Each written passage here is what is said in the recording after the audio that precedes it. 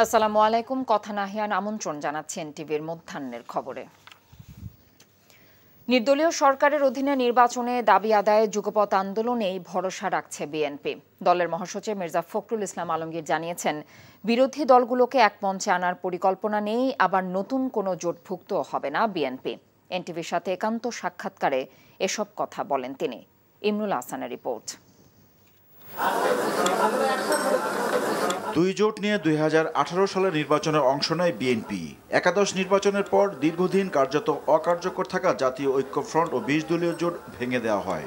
সরকার পতনের এক দফা দাবি পূরণে ভিন্ন ভিন্ন প্ল্যাটফর্ম থেকে জোটের সেই দলগুলোকে নিয়েই 2022 সালে যুগপৎ আন্দোলনের নামে বিএনপি। অনেকটা শূন্য হাতে ফিরতে হয় তাদের। বিএনপির মহাসচিবের দাবি, তাদের আন্দোলন ব্যর্থ হয়নি। জনগণের ভোট বর্জন আর বিরোধী দলগুলোর ঐক্যই তাদের বড় প্রাপ্তি। বলেন, সামনের দিনে এই ঐক্য অটুট রাখতে চান। স্ট্র্যাটেজিটা হচ্ছে এখন যুগপৎ আন্দোলন, অর্থাৎ সমস্ত রাজনৈতিক দলগুলো তাদের নিজেদের জায়গা থেকে আন্দোলন করবে কমন ইস্যুতে। কমন ইস্যুগুলো আমরা আলোচনা করি, আমাদের দাবি দাওয়াগুলো আলোচনা করি। যেমন 31 দফায় আমরা সবাই একমত হয়েছি, আমরা সেভাবে করছি। প্রোগ্রামগুলোর ব্যাপারে একমত হয়েছি, এক দফা আন্দোলনের ক্ষেত্রে আমরা একমত হয়েছি। আমরা সেইভাবেই যার যার জায়গা থেকে আমরা আন্দোলন করছি। বিএনপি ফরমালি কোনো জোটে নাই এখন? না, কারণ কোনো জোটে নেই বটেই। এক মঞ্চে আনা আমরা চিন্তা করছি না, আমরা আপনার যুগপৎ আন্দোলনেই চিন্তা করছি যে যুগপৎ আন্দোলনে আমরা কাজ করব। বাম দলগুলোকে কাছে টানতে বহুদিনের মিত্র জামায়াতে ইসলামীকে দূরে ঠেলে দেওয়া হয়েছে কিনা এমন প্রশ্ন ছিল মির্জা ফখরুলের কাছে। এগুলো সমস্ত অলিক চিন্তা, এই চিন্তাগুলো ভুল, এগুলো হচ্ছে বিভ্রান্ত করার চিন্তা। দলকে বা আপনার যারা আমাদের সাথে আন্দোলন করে তাদেরকে বিভ্রান্ত করার চেষ্টা, জনগণকে বিভ্রান্ত করার চেষ্টা। এটা আপনার সরকারি দলের যারা আপনার গোয়েন্দারা আছেন তাদের দ্বারা প্রবাহিত হয়ে তারা এই সমস্ত প্রসঙ্গ তুলে নিয়ে আসেন এবং তখনই তারা একটা বিভ্রান্তিকর সৃষ্টি করেন। নিয়মতান্ত্রিক কর্মসূচি থেকে ধীরে ধীরে আন্দোলনের গতি বাড়ানোর কথা জানান তিনি। আন্দোলন তো একদম কখনো শেষ হয়ে যায় না। আপনার 28 তারিখে আন্দোলনটা সরকারের দমন নীতির কারণে আপনার কিছুটা বাধাপ্রাপ্ত হলেও সেই আন্দোলন কিন্তু চলমান আন্দোলন আছে এবং আমরা সেটাকে আরও তীব্র থেকে তীব্রতর করার জন্যে আমরা কাজ করছি এবং ভবিষ্যতে আমরা এই আন্দোলনকে আরও তীব্র করে গড়ে তুলব। কারণ আন্দোলনের তো কোনো বিকল্প নেই। আমরা আপনার বিভিন্ন কৌশল নেব, কৌশল তো আমরা অবশ্যই নেব, সঠিকভাবে নেব। সরকারকে বাধ্য করার ব্যাপারটা, সরিয়ে দেওয়ার ব্যাপারটা, এটার জন্য আপনার আরও আন্দোলন করতে হবে, আরও ত্যাগ স্বীকার করতে হবে। এটাই বাস্তবতা। একদিনে কখনো আপনার সবকিছু পাওয়া যায় না। রাজনৈতিক দলের পাশাপাশি পেশাজীবী ও সুশীল সমাজকেও এবার বিএনপি তাদের আন্দোলনে সম্পৃক্ত করতে চায় বলে জানান মির্জা ফখরুল। Imrul Hasan, NTV news, Dhaka. এখন জন্ম সনদ দিয়ে খোলো বিকাশ স্টুডেন্ট অ্যাকাউন্ট। নিজের বিকাশ নিজে কর। ভারত বিরোধিতার নামে যারা আন্দোলনের ইস্যু খোঁজার চেষ্টা করছে তারা আবারও ভুল পথে হাঁটছেন বলে জানিয়েছেন আওয়ামী লীগ সাধারণ সম্পাদক ওবায়দুল কাদের। সকালে আওয়ামী লীগের 75তম প্রতিষ্ঠাবার্ষিক উদযাপনের অংশ হিসেবে ঢাকা উত্তর সিটি কর্পোরেশনের উদ্যোগে মানিক মিয়া এভিনিউতে বাইসাইকেল র্যালির উদ্বোধনী অনুষ্ঠানে এসব কথা বলেন তিনি।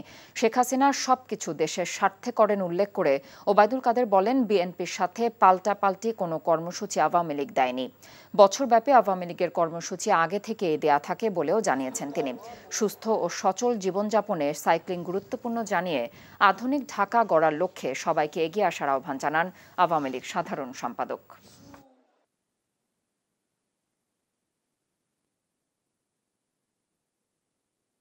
ভারত বিরোধিতার নামে আজকে আন্দোলনের ইস্যু খোঁজার চেষ্টা করছে, তারা আবারও ভুল পথে হাঁটছে। বিদেশে আমাদের প্রভু নেই, আপনাদের প্রভু আছে। ভারত আমাদের 71-এর পরীক্ষিত বন্ধু। আমরা যা করি বঙ্গবন্ধুর কন্যা বাংলাদেশের স্বার্থেই করে। এখন জন্ম সনদ দিয়ে খোলো বিকাশ স্টুডেন্ট অ্যাকাউন্ট। নিজের বিকাশ নিজে কর। জাতীয় রাজস্ব বোর্ডের প্রথম সচিব কাজী আবু মাহমুদ ফয়সাল ও তার পরিবারের সদস্যদের স্থাবর সম্পত্তি ও ব্যাংক হিসাব জব্দের নির্দেশ দিয়েছে আদালত। প্রাথমিক অনুসন্ধানের পর বৃহস্পতিবার দুর্নীতি দমন কমিশনের পক্ষ থেকে তার সম্পদের বিবরণী জমা দিলে ঢাকা মহানগরের জ্যেষ্ঠ বিশেষ জজ মোহাম্মদ আশামস জগলুল হোসেন এই আদেশ দেন। দুদকের অনুসন্ধানে ফয়সাল ও তার স্ত্রীর নামে ঢাকা নারায়ণগঞ্জে 5 কাঠার 2টি প্লট, শ্বশুরের নামে রমনায় একটি ফ্ল্যাট, খিলগাঁওয়ে শাশুড়ির নামে 10 কাঠা প্লট পাওয়া গেছে। এছাড়াও ফয়সাল ও তার আত্মীয় স্বজনদের নামে থাকা 19টি ব্যাংক ও একটি আর্থিক প্রতিষ্ঠানের 87টি হিসাব ফ্রিজ করারও আদেশ দেওয়া হয়েছে। এখানে জমা থাকা অর্থের পরিমাণ 6,96,50,908 টাকা। জব্দের আদেশ কার্যকর থাকা অবস্থায় এসব সম্পদ হস্তান্তর বা বিনিময় করা যাবে না। দুর্নীতির মাধ্যমে অর্জিত আয়ের উৎস গোপন করতে তার আত্মীয় স্বজনদের নামে 700টির বেশি হিসাব খুলেছেন বলেও জানানো হয়েছে দুদকের পক্ষ থেকে। রাজধানীর বাজার পরিস্থিতির খবর জানতে এখন যাচ্ছি মোহাম্মদপুর টাউন হল বাজারে। সেখানে আছেন আমাদের স্টাফ করেসপন্ডেন্ট মেজবাহ হাসান। আমরা সরাসরি যুক্ত হচ্ছি তার সাথে। মেজবাহ, বাজারে আজকে ডিম, কাঁচামরিচ এবং টমেটোর দাম আপনি কেমন দেখছেন? এছাড়াও এগুলো ছাড়াও নিত্য প্রয়োজনীয় অন্যান্য পণ্যের দাম সম্পর্কে ক্রেতা বিক্রেতারা কি বলছেন?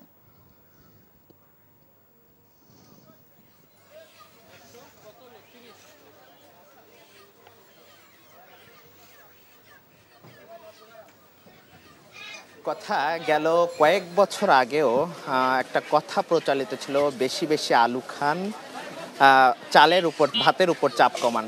সেই স্লোগান গত কয়েক বছরের ব্যবধানে কিন্তু এটি পাল্টিয়েছে। এখন সেই আলুর দাম কিন্তু ছাড়িয়েছে 60 টাকারও বেশি, অর্থাৎ চালের দাম এটাও কিন্তু বেশি কোনো কোনো ক্ষেত্রে আলু কিনতে হচ্ছে। এছাড়া বাজারের অবস্থা যদি বলতে চাই, ডিমের বাজারে, গরিবের প্রোটিন বলা হয় ডিমকে, সেই ডিমের দামও কিন্তু ডজন কিনতে হচ্ছে 160 টাকারও বেশি, এবং এটি কর্পোরেটে যেটি প্যাকেটজাত করে বিক্রি হচ্ছে সেটি কিন্তু তখন 180 থেকে 85 টাকা পর্যন্ত বিক্রি হচ্ছে। এছাড়া যদি বলার চেষ্টা করি সবজির বাজারেও কিন্তু স্বস্তি নেই, আসলে ক্রেতারা স্বস্তি পাচ্ছেন না। আমরা ঈদের আগেও যেখানে বাজারে ছিল সবজি 40 থেকে 50 টাকা সবজি পাতা, এখন সর্বনিম্ন বাজারে সবজির দাম 60 টাকা পর্যন্ত। পেঁপে বিক্রি হচ্ছে 60 টাকা। এছাড়া প্রতিটি সবজির দাম কিন্তু 60 টাকার উপরে, এখন পর্যন্ত 100 টাকারও বেশি কিন্তু সবজির দামও রয়েছে বাজারে। এছাড়া কাঁচামরিচের ঝাঁজ গেল সপ্তাহে 300 টাকা ছিল, সেটি কিছুটা কমেছে, এখন 220 থেকে 250 টাকার মধ্যে পাওয়া যাচ্ছে। এছাড়া মুরগির দাম কিছুটা কমেছে। ব্রয়লার মুরগি আমরা ঈদের আগেও এবং ঈদের সপ্তাহেও আমরা দেখেছি 200 থেকে 220 টাকা বিক্রি হয়েছে, সেটি এখন 180 থেকে 90 টাকা বিক্রি হচ্ছে। এবং সোনালী মুরগি ছিল 380 টাকা পর্যন্ত, সেটি এখন 300 টাকা বিক্রি হচ্ছে। সব মিলিয়ে ক্রেতা এবং ভোক্তাদের সাথে আমরা কথা বলছি, তারা যেটি বলছিলেন যে বাজারে যে অসহনীয় পর্যায়ে, এটি মনিটরিং শুধু না, এটি কার্যকরী পদক্ষেপ নেওয়া ছাড়া আসলে এই বাজার নিয়ন্ত্রণ সম্ভব না, এবং সবকিছু মিলে তাদের কিন্তু নাভিশ্বাসে উঠছে। কথা এই ছিল বাজার নিয়ে সবশেষ অবস্থা। জানছিলাম রাজধানীর বাজার পরিস্থিতির খবর। নদীর পানি কমতে থাকায় সিলেট, মৌলভীবাজার ও সুনামগঞ্জে বন্যা পরিস্থিতির কিছুটা উন্নতি হচ্ছে। তবে বৃষ্টির কারণে পুনরায় পানিবন্দী হয়ে পড়ছেন নিচু এলাকার মানুষজন। সিলেটের বেশিরভাগ উপজেলায় বন্যা পরিস্থিতির উন্নতি হচ্ছে, তবে বৃষ্টির কারণে নতুন করে প্লাবিত হচ্ছে বালাগঞ্জ, ওসমানীনগর, বিশ্বনাথ উপজেলা। ফেঞ্চুগঞ্জে অপরিবর্তিত আছে বন্যা পরিস্থিতি। জেলা প্রশাসন জানিয়েছে, পানি নামতে শুরু করায় আশ্রয়কেন্দ্র থেকে বাড়িতে ফিরেছেন সদর, গোয়াইনঘাট, কোম্পানিগঞ্জ, জৈন্তাপুর, বিয়ানীবাজার সহ বিভিন্ন উপজেলার বন্যা দুর্গতরা। মৌলভীবাজারের কুলাউড়া, জুড়ি ও বড়লেখা উপজেলায় বন্যার সার্বিক পরিস্থিতির কিছুটা উন্নতি হয়েছে। এদিকে সুরমা ও জাদুকাটা নদীর পানি কমতে থাকায় সুনামগঞ্জে বন্যা পরিস্থিতিরও কিছুটা উন্নতি হয়েছে। দর্শক, বন্যা পরিস্থিতির খবর জানাতে যাচ্ছে সিলেটে, সেখানে আছেন সহকর্মী সজল ছত্রী।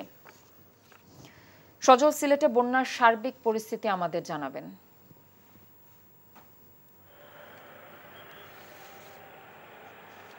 কথা সার্বিকভাবে বলা যায় যে বন্যা পরিস্থিতির উন্নতি হচ্ছে, তবে পানি নামছে অত্যন্ত ধীরে। আর উপজেলা ভিত্তিক যদি বলা যায়, সিলেটের প্রায় সবগুলো উপজেলায় কিন্তু চলতি মাসে 2 দফায় বন্যায় আক্রান্ত হচ্ছে, এবং বন্যা দুর্গতরা ঘরে ফিরছেন, ক্ষত রেখে পানিও নামছে। রাস্তাঘাট, ঘরবাড়ি বিধ্বস্ত হয়েছে, গ্রামীণ ঘরবাড়ি এবং রাস্তাঘাট প্রায় সবই বিধ্বস্ত হয়েছে। 80% রাস্তাঘাট গ্রামীণ বিধ্বস্ত হয়েছে। এখনও পানি নামতে শুরু করছে কয়েকটি উপজেলায়।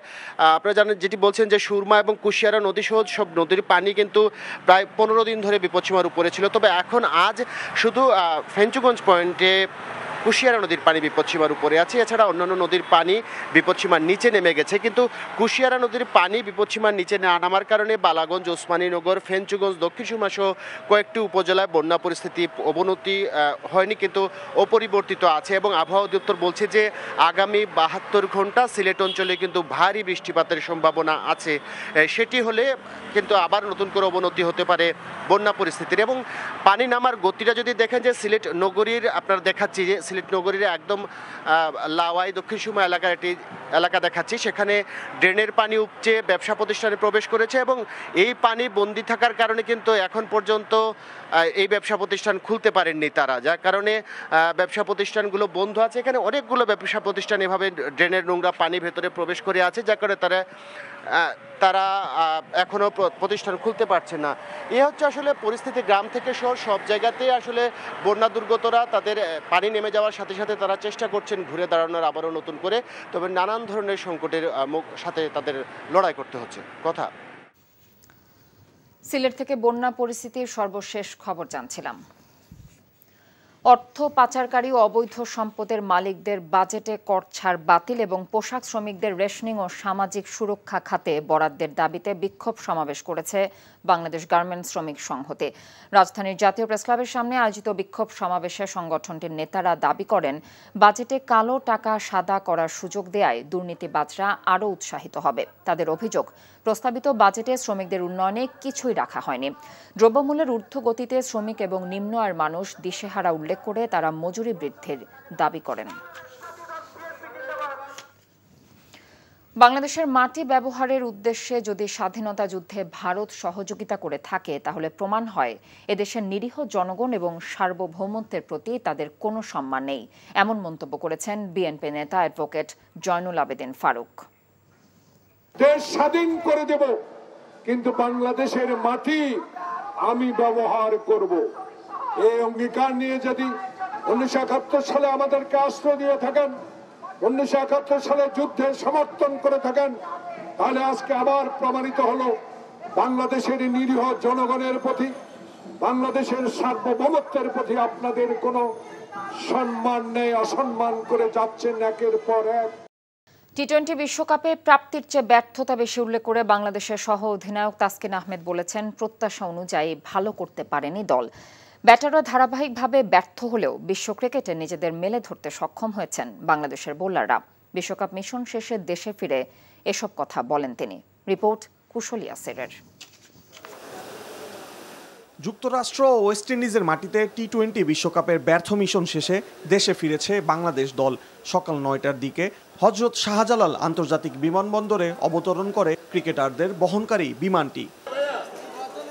এক আসরে সর্বোচ্চ 3 ম্যাচ জয়ের নজির এবারই গড়ে লাল সবুজরা। টি-20 বিশ্বকাপে দ্বিতীয়বারের মতো সুপার 8 নিশ্চিত করলেও বাজে পারফরমেন্সের কারণে সমালোচনার মুখে পড়ে বাংলাদেশ। দেশে ফিরে সহ অধিনায়ক জানিয়েছেন, প্রাপ্তির তুলনায় ব্যর্থতাই বেশি। কখনোই আমি ক্রিকেট খেলার পরে বাংলাদেশ টিমের লাস্ট 10 বছর ধরে প্রায় খেলতেছি, তো কখনোই এরকম লম্বা ব্যাটিংয়ে ব্যাট টাইম দেখি নেই। আশা করি এটা খুব দ্রুতই কেটে উঠবে ইনশাল্লাহ। টিমের ওয়ান অফ দ্য কি প্লেয়াররা অফ ফর্মে থাকলে ওই টিমের প্রবলেম হওয়াটাই স্বাভাবিক, বাট আশা করছি সামনে দ্রুত এগুলো সব কাটিয়ে উঠে সামনে ভালো কিছু করবে। টুর্নামেন্টে ব্যাটারদের পারফরমেন্স ছিল খুবই হতাশাজনক, তবে বোলারদের সাফল্য আশা জাগানিয়া। তানজিম সাকিব, রিশাদ এরা লিডিং উইকেট টেকারদের মধ্যে টপ 5-এর মধ্যে ছিল, আর রিশাদ স্টিল আছে। ওভারঅল মানে ভালো করছে মাশাআল্লাহ। এটা খুবই পজিটিভ সাইন যে আমাদের মানে বাংলাদেশ থেকে অনেক ফিউচার স্টাররা উঠে আসবে এবং তাদেরকে মানে অলরেডি ওয়ার্ল্ডকে বোঝানো হয়েছে যে আমাদের সবার মধ্যে ডিফারেন্ট অ্যাবিলিটি আছে। স্কোয়াডে থাকা লিটন দাস ও সৌম্য সরকার ছুটির কারণে দেশে ফেরেননি। একদিন আগেই ঢাকায় এসেছেন সাবেক অধিনায়ক সাকিব আল হাসান। কুশল ইয়াসির, এনটিভি নিউজ, ঢাকা। এই ছিল মধ্যাহ্নের খবরে। এই খবরের ভিডিও সহ আপডেট জানতে ভিজিট করুন এনটিভি অনলাইন www.ntvbd.com। এছাড়াও এনটিভির জনপ্রিয় সব অনুষ্ঠান ও খবরের আপডেট জানতে ভিজিট করুন আমাদের ইউটিউব ও ভেরিফাইড ফেসবুক পেজ। 2টায় দুপুরের খবর দেখার আমন্ত্রণ রইল। ধন্যবাদ সবাইকে।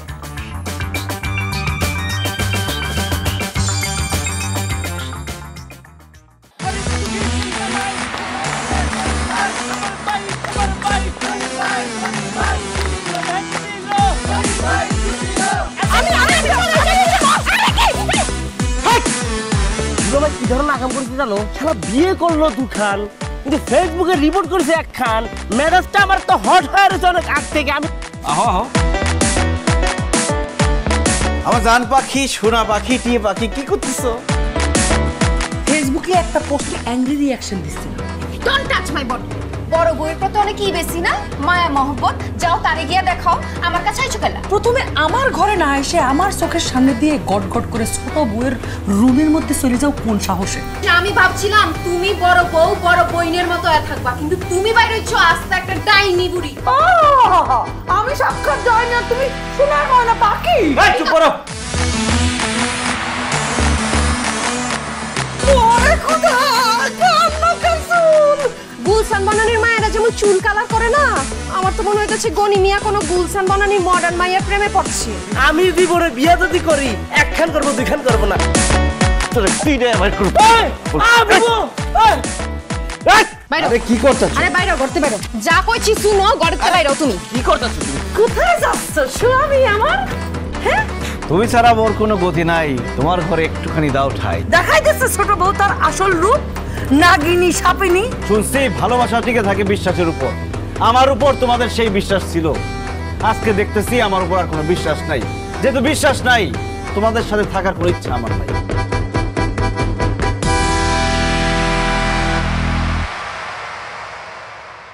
এখন জন্ম সনদ দিয়ে খোলো বিকাশ স্টুডেন্ট অ্যাকাউন্ট। নিজের বিকাশ নিজে কর।